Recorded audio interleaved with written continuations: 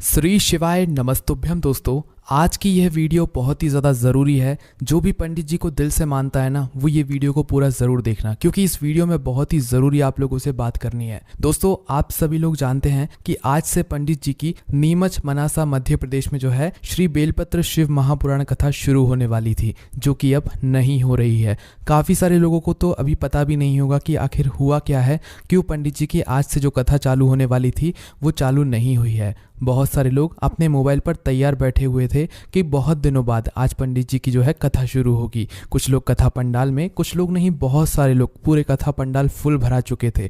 और वहाँ का जो मनासा का या नीमच का जो कथा पंडाल था वो पूरा फुल भरा चुका था। सभी के मन में एक आस थी कि आज हम पंडित जी के मुखारविंद से जो है श्री बेलपत्र शिव महापुराण कथा सुनेंगे, है ना। सभी लोग बहुत इंतज़ार भी कर रहे थे। कथा जो है वो टीवी पर लाइव भी आ चुकी थी, मोबाइल पर भी चल रही थी। पर जैसे जैसे समय बीतता गया और समय बीता तो पंडित जी के आने का भी समय हो गया। और जब पंडित जी आए तो वो व्यासपीठ पर नहीं आए, वो मात्र एक संदेश देने के लिए सभी लोगों के सामने वहाँ पर प्रस्तुत हुए। अब दोस्तों, पूरी बात क्या हुई है वो मैं आपको बताता हूँ। उससे पहले मैं आपसे अभी निवेदन करूँगा, वीडियो को एक बार पूरा देख लेना, क्योंकि इस वीडियो में ऐसी बात हम आपको बताएंगे जो कि शायद ही आपने कभी सोची होगी। तो दरअसल सबसे पहले दोस्तों हम ये आपको बता देते हैं कि आज आखिर हुआ क्यों और क्यों पंडित जी की आज जो मनासा की कथा थी वो नहीं हो रही है। सबसे पहली बात दोस्तों, अभी आप लोग जानते हो कि पंडित जी की जो होली थी, महादेव की होली और आस्था की होली, अभी कुछ दिनों पहले यहाँ पर हो चुकी है, ठीक है। तो दोस्तों, महादेव की होली तो पंडित जी ने बहुत ही हर्षोल्लास से खेली, वो होली बहुत अच्छे से निकल भी गई। उसके बाद क्या होता है दोस्तों, आस्था की होली, जो कि 29 मार्च को जो है खेली गई थी। अब दोस्तों, उस होली में क्या हुआ कि पंडित जी जब आस्था की होली खेल रहे थे, बहुत सारे लोग थे, तो आस्था की होली खेलते समय क्या होता है कि पंडित जी जब होली खेल रहे थे तो उसी समय पता नहीं कहाँ से एक नारियल उनके सर पर आकर गिर गया, ठीक है। एक नारियल उनके सर पर आकर गिर गया। अब उस समय तो पंडित जी ने उतना ध्यान नहीं दिया कि हाँ, हल्की सी कोई भी कोई चीज़ आकर लग गई होगी, है ना, नारियल था तो हल्का सा सर में लग गया होगा, तो उन्होंने उस वक्त उतना ध्यान नहीं दिया। पर बाद में उन्हें थोड़ा थोड़ा दर्द महसूस हुआ।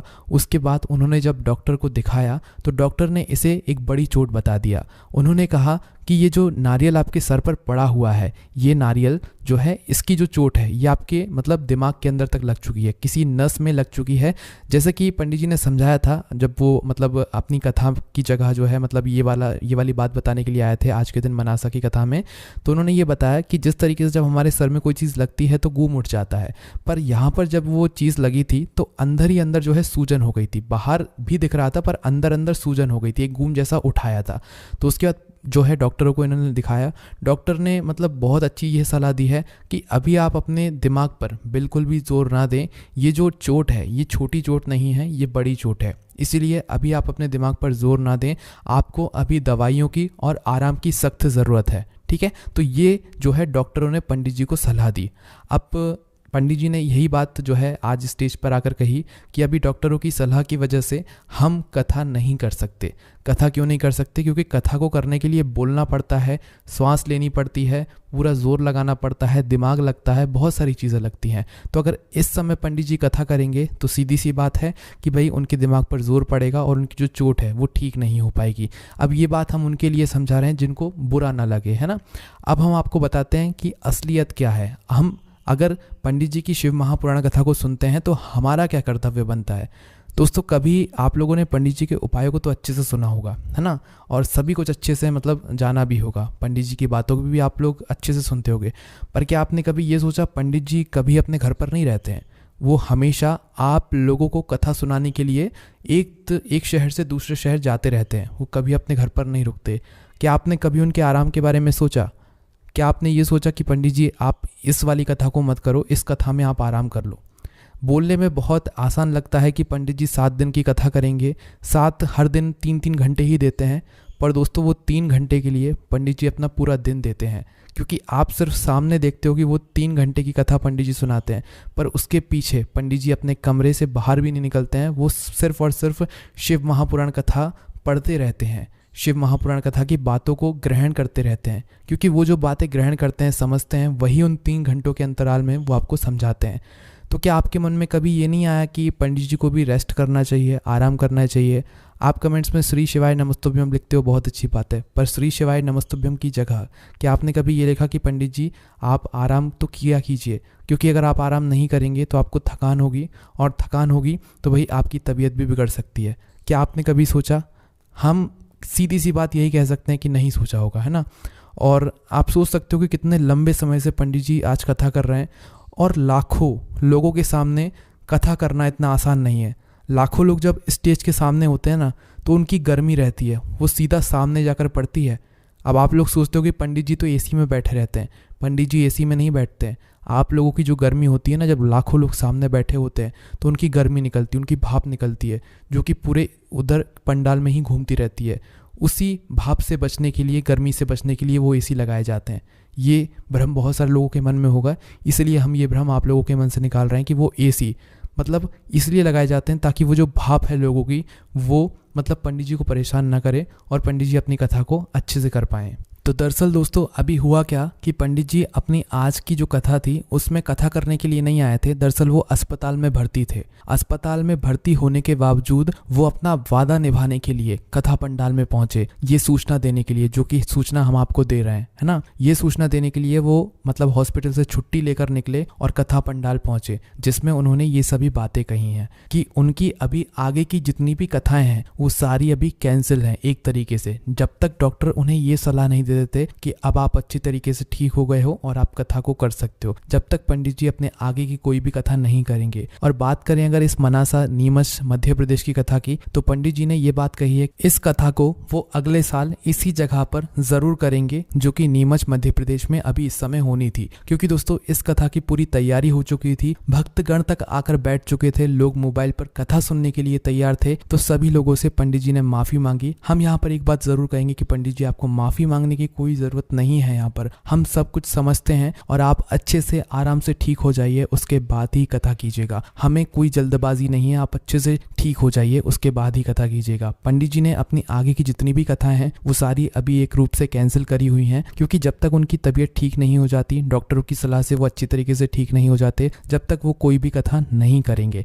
इस बात का आप लोगों को ध्यान रखना है। जो भी मनासा नीमच की कथा को सुनने के लिए कहीं बाहर से मतलब जा रहे होंगे, भाई उनके लिए ये संदेश है कि अब आप लोग कथा को सुनने के लिए बिल्कुल मत जाइएगा, क्योंकि अभी वहां पर कोई कथा नहीं होने वाली है। अब यही कथा अगले साल होगी, जब भी पंडित जी का यहाँ पर मन बनता है उस समय, है ना। तो इसीलिए दोस्तों मध्य प्रदेश में जो नीमच में कथा हो रही थी उस कथा को सुनने के लिए आप लोग मत जाइएगा, क्योंकि अभी वहां पर सारे टेंट और सारी कथा पंडाल जो है वो निकलना चालू हो जाएगा, क्योंकि अभी इस समय वहां पर कोई भी कथा अब नहीं होने वाली है। उसके सबसे बड़ा कारण यह है कि पंडित जी की अभी तबीयत ठीक नहीं है, उनके सर में एक चोट लगी हुई है, जिस चोट की वजह से वो अपने दिमाग पर जोर नहीं दे सकते और इस कथा को नहीं कर सकते। इस कथा के साथ साथ में आगे की जितनी भी कथाएं हैं आप लगभग समझ सकते हो कुछ महीनों की जो कथाएं हैं वो नहीं हो सकती अब। साथ ही में दोस्तों जो लोग भी आगे की कथाओं का सोचकर रखे हुए हैं कि इस समय यहाँ पर कथा होगी तो हम इस कथा को सुनने के लिए जाएंगे, तो जब तक आपको पंडित जी खुद नहीं बता देते कि अब से वो कथा करना चालू कर रहे हैं, जब तक आप किसी भी कथा को सुनने के लिए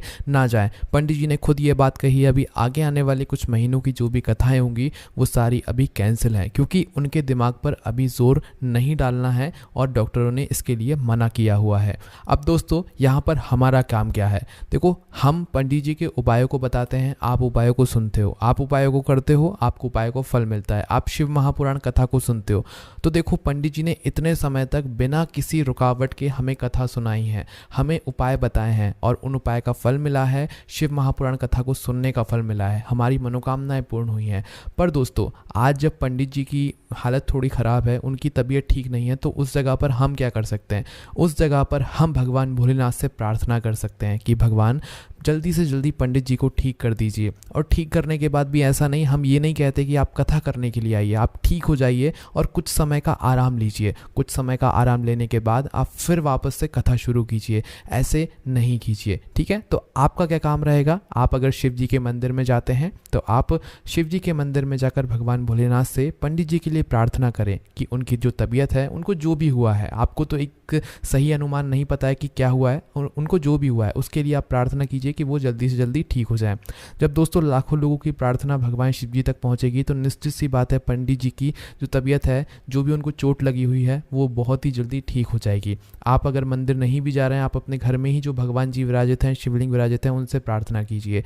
निश्चित ही भगवान शिव जी आपकी ज़रूर सुनेंगे और वो पंडित जी की तबीयत को बहुत जल्दी ठीक करेंगे और आपकी मनोकामना को भी वो पूर्ण ज़रूर करेंगे। आपकी अभी इस समय मनोकामना ये नहीं होनी चाहिए कि हमें ये मिल जाए, हमें वो मिल जाए। अभी आपकी मनोकामना ये होनी चाहिए कि पंडित जी ठीक हो जाएं, क्योंकि पंडित जी ठीक हो जाएंगे तभी आपको शिव महापुराण कथा सुनने को मिलेगी। और अगले कुछ महीनों तक पंडित जी ने खुद बोला हुआ है या उनको डॉक्टर्स ने बोला हुआ है कि वो अभी कथा नहीं कर पाएंगे क्योंकि उनकी हालत अभी उतनी अच्छी नहीं है। और दोस्तों हम आशा यही करते हैं कि जो भी लोग कथा पंडाल में कथा को सुनने के लिए पहुंचे हुए होंगे उनको बिल्कुल भी बुरा नहीं लगा होगा, क्योंकि आप खुद सोचो पंडित जी अपने वचन को निभाने के लिए अपनी तबीयत खराब होने के बावजूद भी कथा पंडाल में पहुंचे इस सूचना को देने के लिए। वो चाहते तो भाई अपने यूट्यूब चैनल पर डाल सकते थे कि भाई अभी उनकी तबीयत खराब है, वो पंडाल में नहीं आ पाएंगे, पर उन्हें अपना वचन निभाना था।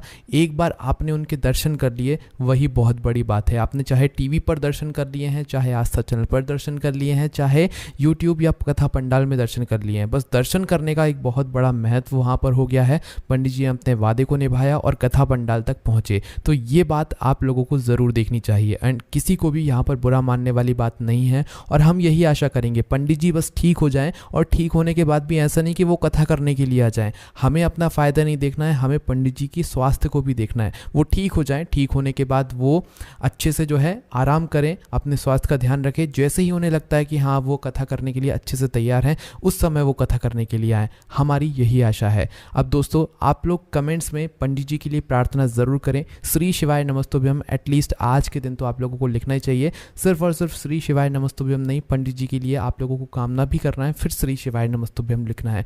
चलिए दोस्तों यही जानकारी आप लोगों को देनी थी। अगर आप लोग पंडित जी के उपायों को करते होंगे, उनकी शिव महापुराण कथा को सुनते होंगे, तो निश्चित सी बात है आप उनके लिए प्रार्थना ज़रूर करेंगे और हम भी आपसे यही निवेदन करेंगे और हम यही आशा करेंगे पंडित जी जल्दी जल्दी ठीक हो जाएं और वो कथा पंडाल में पहुंचे और लाखों करोड़ों लोगों को जो है शिव महापुराण कथा वो सुनाएं। ओम नमः शिवाय, जय भोले बाबा, श्री शिवाय नमस्तुभ्यम।